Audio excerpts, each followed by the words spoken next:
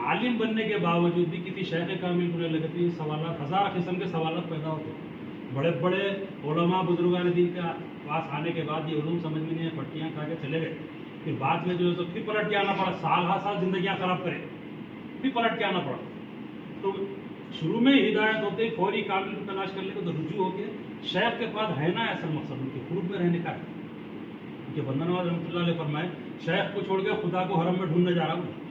جس دن میرے پیر کی میرے کو معرفت ہوئی، وہیں میرے پیر کو دیکھا، وہیں محمد رسول اللہ کو دیکھا، وہیں اللہ کو دیکھا. میں ایک ہی مقام پہ بول رہے بندہ نواز میرے پیر کو بھی دیکھا، محمد رسول اللہ کو بھی دیکھا، اللہ کو دیکھا.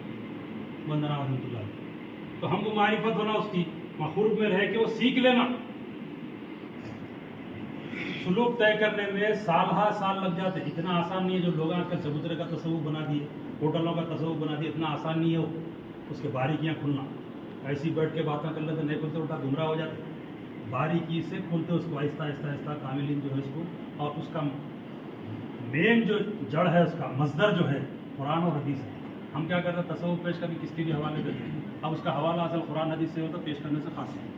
تصوف خانہ کے بزرگان دین وہی قرآن میں غوطہ اعظم ہو گئے معرفت کے موتی نکالے سے، کہ ہم اپنے گھر کا علم دیے بزرگان دین. وہی قرآن میں غوطہ اعظم تھے صبح شام، اسی کے اندر سے موتی نکالے بزرگان دین. ہم قرآن کو چھوڑ دیا، حدیث کو چھوڑ دیے، پھر وہ علم غلم پیروں کو پکڑ لے کے جو ہے ان کے پیچھے پڑ گئے پیر ہے پیر ہے. ہم لوگ کیا کرتے ہیں بزرگوں کے ارشادات لا کے اپنی ذات پہ تھوپ لے کے ان کو لے کے دیوانہ بنا لیتے پھرتے رہتے. کامل فقیر کو تلاش کرنا، تلاش کرتے اور نسبت جوڑ کے ساتھ رہنا، اس کو ہمیشہ ساتھ رہنا. تو وہ تعلیمات کو ہم کو لینے کا ہے. سال ہر سال بندہ نواز 17 سال اپنی پیر کی صحبت میں رہے، غریب نواز 11 سال رہے، بختیار کاکی 13 سال رہے. ویسی مجدد الفسانی پہلی خلافت صابریہ چشتیہ ہے آپ کی، دوسری خادریہ ہے آپ کی، تیسری سہروردیہ ہے، چوتھی نقشبندیہ ہے مجدد الفسانی رحمۃ اللہ علیہ کی.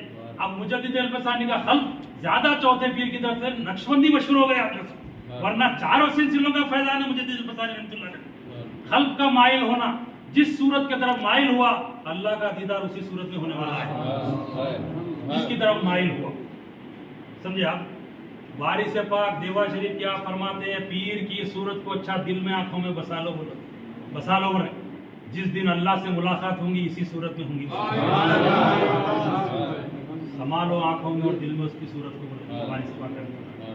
تو یہ چیزوں کو اچھا یاد کر کے اپنے اپنے پیروں کی خدمت میں رہ جانا، چپک کے رہ جانا پیروں کو. بس ہمارے پیروں مرشد فرماتے تھے میاں پیر سے چپک کے ایسا رہنا، یا انہیں چلے آنا زمین پہ سے یا تو چلے آنا، جب تک ساتھ میں چھوٹنا پیر کا بول رہے، یا پیر چلے آنا یا تو چلے آنا بولتے تھے ہمارے حضرت اللہ. جب تک ایسا لگا ہوا رہنا.